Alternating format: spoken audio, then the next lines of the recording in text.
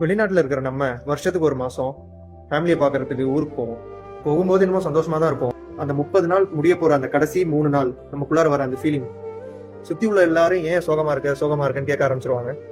சரி, அதான் இன்னும் 3 நாள் இருக்கே அப்படின்னு சொல்லி மனசை தேத்திக்கிட்டா அந்த 3 நாளும் ஓடி போய் அடுத்த நாள் ஃப்ளைட்டு, கடைசி நாள் நைட்டு தூக்கமே வராது. ஃபாரினுக்கு போகணுமா, திருப்பி போகணுமான்னு தோணும். போகாமே இருக்க முடியாது. யாராவது வந்து நம்மளை வந்துட்டு போக வேணாம், நீ இங்கே இருந்துருன்னு சொல்ல மாட்டாங்களான்னு தோணும்.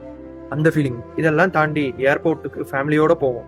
அழுக, சோகம். ஃபேமிலியில் உள்ள எல்லாரும் அழுதாலும் நம்மளுக்கு அழுக வரும். ஆனா அந்த அழுகையை அடக்கி அந்த தொண்டை வலிக்கும், கண்ணு கலங்கும், அவங்கள விட்டுட்டு வரவே மனசு வராது. அந்த டைம்ல ஒரு ஃபீலிங் வரும்ல. இப்போ வரைக்கும் அந்த ஃபீலிங்லாம் என்னன்னு யாரும் சொன்னதும் இல்லை. இத்தனை வருஷமா அந்த ஃபீலிங்கை பத்தி யாரும் வெளில பேசினதும் இல்லை. நான் என்ன சொல்றேன்னு என்ன மாதிரி ஃபாரின்ல ஃபேமிலி விட்டுட்டு இருக்கிற உங்களுக்கு புரியும் நம்புறேன். அந்த மாதிரி உங்களுக்கும் அந்த ஃபீலிங் வந்துருந்துச்சுன்னா கமெண்ட்ல ஷேர் பண்ணிட்டு போங்க.